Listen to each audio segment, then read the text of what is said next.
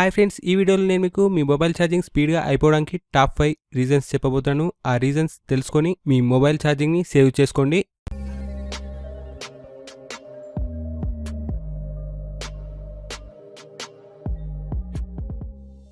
చాలామంది వాళ్ళ మొబైల్లో బ్రైట్నెస్ అనేది మ్యాక్సిమం పెట్టి యూజ్ చేస్తూ ఉంటారు. సో అలా యూజ్ చేయడం ద్వారా మీ బ్యాటరీ అనేది తొందరగా అయిపోతూ ఉంటుంది.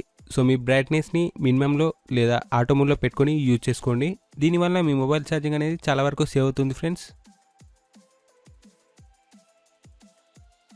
మీ మొబైల్లో వైఫై అనేది ఎప్పుడు ఆన్ చేసి ఉంచకండి.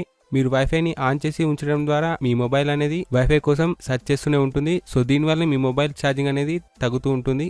సో మీరు వైఫైని యూజ్ చేయనప్పుడు మీ వైఫైని తప్పకుండా ఆఫ్ చేసుకోండి. నెక్స్ట్ రీజన్ ఏంటంటే బ్యాక్గ్రౌండ్ యాప్స్. సో మీరు బ్యాక్గ్రౌండ్ యాప్స్ని రన్ చేసినప్పుడు మీ బ్యాటరీ అనేది చాలా తొందరగా తగ్గిపోతూ ఉంటుంది. ఇక్కడ బ్యాటరీ సెట్టింగ్స్లోకి వెళ్తే మీకు ఏ యాప్ అనేది ఎక్కువ బ్యాటరీ కన్జ్యూమ్ చేస్తుందో మీకు ఇక్కడ చూపిస్తుంది. సో దీని ద్వారా మీరు ఆ యాప్ని క్లోజ్ చేసుకోవచ్చు. Next reason battery management apps. So మీరు ఆల్రెడీ ఏదో ఒక బ్యాటరీ మేనేజ్మెంట్ యాప్ ఇన్స్టాల్ చేసే ఉంటారు. ఎగ్జాంపుల్ గ్రీన్ఫై. సో ఇలాంటి యాప్స్ మీ ఫోన్లో ఇన్స్టాల్ చేసి ఉంటే అన్ఇన్స్టాల్ చేసేయండి. దానివల్ల ఎలాంటి యూజ్ అయితే ఉండదు.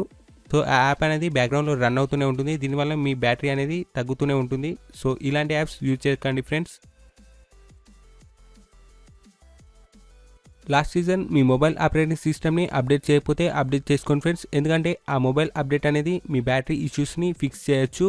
ఎగ్జాంపుల్ మీ మొబైల్ అనేది ఆండ్రాయిడ్ కిట్కాట్ వర్షన్లో రన్ అవుతుంటే ఆ మొబైల్ అనేది బ్యాటరీ కన్జ్యూమ్ ఎక్కువ చేసుకుంటుంది. సో మీరు లాలీపాప్కి అప్డేట్ చేసుకుంటే ఆ మొబైల్ అనేది తక్కువ బ్యాటరీ కన్జ్యూమ్ చేసుకుంటుంది. సో ఫ్రెండ్స్, మీ మొబైల్ని అప్డేట్ చేసుకోకపోతే వెంటనే అప్డేట్ చేసుకోండి. ఫ్రెండ్స్, ఈ వీడియో కనుక మీకు నచ్చినట్టయితే లైక్ బటన్ ప్రెస్ చేయండి. ఇలాంటి లేటెస్ట్ టిప్స్ అండ్ ట్రిక్స్ కోసం సబ్స్క్రైబ్ చేసుకోండి.